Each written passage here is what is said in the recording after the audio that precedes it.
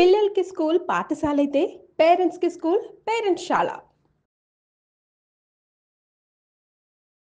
నమస్తే రమగారు. నమస్తే జయ. రమగారు, మనకి నాగపంచమి ఉంటుంది. మ్మ్. నాగపంచమి యొక్క విశిష్టత. శ్రావణ శుద్ధ పంచమి.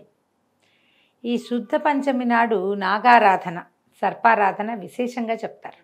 మామూలుగా మనం నాగులు చవితి చేస్తాం. చవితి చేస్తాం. తర్వాత సుబ్రహ్మణ్య ఆరాధనకి మనం సుబ్బరాయ షష్ఠి, స్కంద షష్ఠి అంట, కంద షష్ఠి అని రాస్తారు, చేసుకుంటాం. అలాగే ఈ రోజును కూడా మనం నాగారాధన చేసుకోవచ్చు. పుట్టకి వెళ్ళి పాలు పోయటమే కాకుండా మనం ఇంట్లో పొట్ట చేసుకుని పాలు పోసుకోవచ్చు. తర్వాత దేవాలయాల్లో ఈ జంట పాములు సుబ్రహ్మణ్య ప్రతిష్ఠ చేస్తారు, నాగప్రతిష్ఠ. ఆ నాగప్రతిష్ఠ చేసిన నాగులకి కూడా మనం పాలు పోసి నమస్కారం చేసుకోవచ్చు. ఇది విశేషమైన రోజుగా చెప్తారు. సర్ప పూజ ఈ మళ్ళీ ఎవరెవరికి అని అనంతుడు, వాసుకి ఇట్లా ఉన్నారు కదా నాగులు, మహానాగులు, వాళ్ళందరి పేర్లు చెప్పి కూడా చేసుకోవచ్చు. పుట్టకే వెళ్ళాల్సిన అవసరం లేదు. అవకాశం ఉంటే పుట్టకు కూడా వెళ్ళి రావచ్చు. ఇంట్లో అయినా పూజ చేసుకోవచ్చు.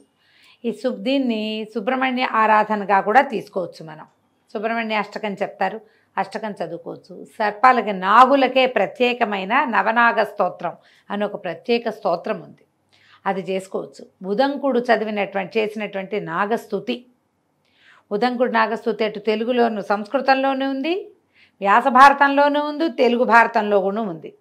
రెండు స్తోత్రాలు కూడా మంచివి. ఈ నాగారాధన ఏంటంటే ప్రముఖంగా సంతానం కోసం చెప్తారు. ఒక్కొక్కళ్ళకి ఒక రకమైన సర్పదోషాలు ఉంటాయి జయ. ఈ సర్పదోషాల్లో వీళ్ళకి ఏం చెప్తారంటే చెవిలో నుంచి చీము గారటం, చెవిలో పస్ పట్టింది అంటే, పస్ వస్తుంది, చెవిలో చీము పట్టింది అంటే 100% నాగదోషమే. మన పెద్దవాళ్ళు అలాగే చెప్తారు. నాగారాధన చేస్తే ఈ సమస్య తీరుతుందని చెప్తారు. ఒకటి, కలలో ఎప్పుడు పాములు కరుస్తున్నట్టు, వెంటబడుతున్నట్టు అట్లాంటిది ఏదైనా కనిపించినా కూడా, ఎప్పుడు తరచూ పాములు కనిపిస్తాయంటే నాగారాధన చేయాలి. ఫ్రాయిడ్ సిద్ధాంతం ప్రకారం తీరని కోరికలు పాముల రూపంలో కనపడతాయని చెప్తారు. మనవాళ్ళు ఏం చెప్తారంటే ఇది పూర్వ జన్మల నుంచి ఈ సంతానానికి సంబంధించిన శాపాలు ఏమైనా ఉంటే అవి సర్పాల రూపంలో మనకి దర్శనమిస్తాయని మన వాళ్ళ నమ్మకం.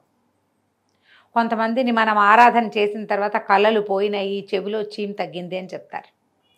ఒళ్ళంతా పొడలుగా మచ్చలు వస్తాయి కొంతమందికి, వాళ్ళకు కూడా సర్పారాధన మంచిది. స్కిన్ ఇష్యూస్ వాళ్ళు సర్పారాధన చేయాలి.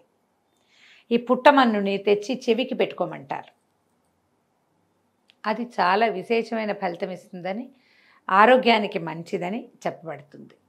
దీనికి ఒక కథ కూడా, తమాషా చిన్న కథ ఒకటి చెప్తారు, నాగపంచమి కథ అని. ఒక రైతు పొలం దున్నాడట. ఆ పొలం దున్నినప్పుడు ఏమైంది, అక్కడ ఒక పుట్ట ఉండి, ఆ పుట్ట ఇట్లా పైకి తెరిపిగా లేకుండా కొంచెం భూమిలోకి ఉంది.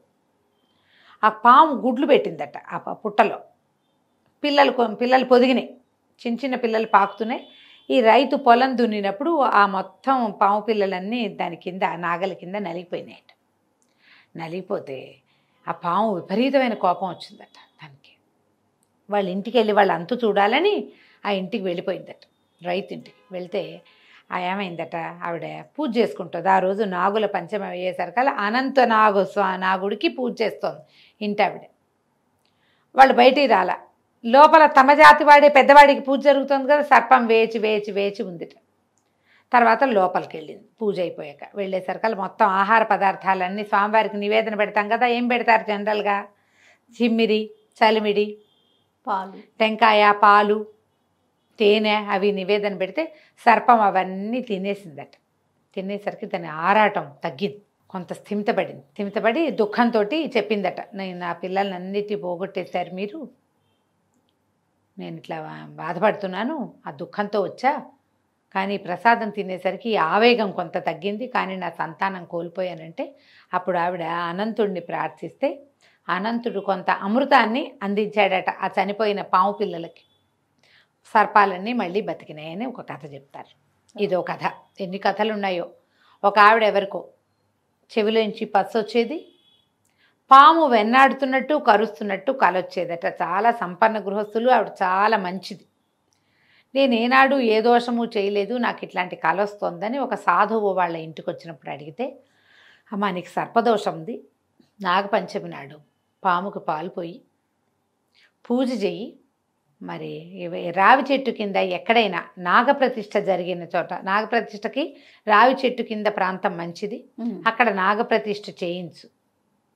ప్రతి పంచమికి నాగుని అభిషేకించు, నీ బాధలు తీరుతాయంటే ఆవిడ చెవి తగ్గిపోయిందట, ఇవి కూడా తగ్గిపోయినాయి. ఈ పంచమి నాడు విశేషంగా ఏంటంటే ఎక్కడైనా రావి చెట్టు కింద కనుక మనకి నాగప్రతిష్ఠ ఉంటే దాని ప్రదక్షిణ కనుక చేస్తే చర్మ సంబంధమైన వ్యాధులు, చెవికి సంబంధించిన అనారోగ్యాలు, సంతానానికి సంబంధించిన దోషాలు తొలగిపోతాయని చెప్తారు.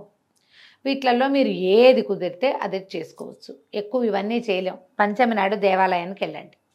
మీ ఇంటి చుట్టుపక్కల మీ ఏరియాలో ఉన్న శివాలయాల్లో సాధారణంగా ఉంటుంది, నాగప్రతిష్ఠ ఉంటుంది, సాధారణంగా రావి చెట్టు ఉంటుంది. చాలు, ఒక చిన్న గ్లాసెడు పాలు పట్టుకెళ్ళి ముందు పాలు పోయండి, తర్వాత నీళ్ళు పోయండి, నమస్కారం చేసుకోండి.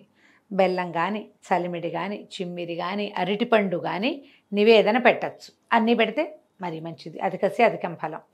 ఇంత మాత్రమైనా నివేదన చేసి నమస్కారం చేసుకోండి. ఒకవేళ ఇంట్లో చేసుకుందామంటే పడగ, ఒక వెండి పడగని తీసుకొచ్చి కొనుక్కొచ్చి తెచ్చుకోండి. ఇవి ఇంట్లో అట్టు పెట్టుకుంటే కాసిన ఆ పడగ మీద కొన్ని పాలు పోసి కొంచెం చెమ్మిలి, తర్వాత చలిమిడి, అరటిపళ్ళు ఇలాంటివన్నీ నివేదన చేసి నమస్కారం చేసుకుంటే మంచి ఫలితం లభిస్తుంది. ఇది స్కిన్ ఇష్యూస్కి, సంతానపు సమస్యలకి, సంతాన సాఫల్యానికి బాగా పనిచేస్తుంది. ఈరోజు దానికి ముఖ్యమైనదన్నమాట. ఈ వయసు వాళ్ళు చేయొచ్చు, ఈ వయసు వాళ్ళు చేయకూడదు, మాకు పిల్లలు అక్కర్లేదు, ఇలాంటి భావాల్లోకి వెళ్ళకండి. ఆరోగ్యం అందరికీ కావాలి, సంతానం లేకపోతే కావాలి, ఉంటే వాళ్ళ భవిష్యత్తు కావాలి మనకి, అంతే కదా. ఎవరి కోసమైనా ఇది మంచిదే, చేసుకోవచ్చు చక్కగా. దేవాలయాలకు వెళ్తే మరీ మంచిది. అయితే ఈరోజు ఏం చేస్తారంటే సర్పానికి సంబంధించిన ఆరాధన ఎప్పుడైనా మనం చేస్తూ ఉంటే కనుక ఈ రోజున కూరలు తరగకూడదు, ఏది తరగకూడదు, పొలం దున్నకూడదు. ఈ 2 నియమాలు. మీరు పూజ చేసుకునేటట్టయితే తరిగిన కూర తినద్దు, మీరు తరగద్దు. ఎందుకంటే ఇప్పుడు కూరలు అవి తరిగేటప్పుడు బెండకాయల్లోనో వంకాయల్లోనో చిన్న పురుగులు ఉంటే తరగబడతాయి, అవి కట్ అయిపోతాయి, అది మంచిది కాదు.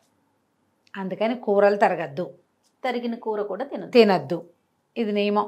ఏముంది, పాలకూర తుంపి కూరలో వేసుకోవచ్చు, ఆలుగడ్డలు కుక్కర్లో పెట్టి ఉడికాక చక్కగా ఒలిచేసి చేసుకోవచ్చు, చామదుంపల కూర చేసుకోవచ్చు, పప్పు వండుకోవచ్చు, హాయిగా ముద్దపప్పు వండుకోవచ్చు. దాంట్లో ఒక ఆవకాయ మాత్రం నలుచుకోకూడదు, జ్ఞాపకం పెట్టుకోండి. తరుగుతాంగా ఆవకాయలు, ఆవకాయ ముక్కలు తరుగుతాం కదా, అలా కాకుండా ఏదైనా రోట్లో 2 టమాటాలు, పచ్చి టమాటాలు పచ్చడి చేసుకోవటము అట్లాంటివి ఏమైనా చేయొచ్చు. మీ ఏర్పాటు మీ వీలు వెంబడి చేసుకోండి.